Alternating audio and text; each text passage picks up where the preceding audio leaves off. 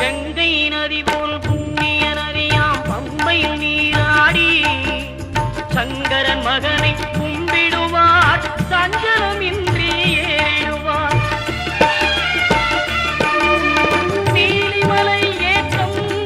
சிவபாலனும் ஏற்றிடுவார் காலமெல்லாம் நமக்கே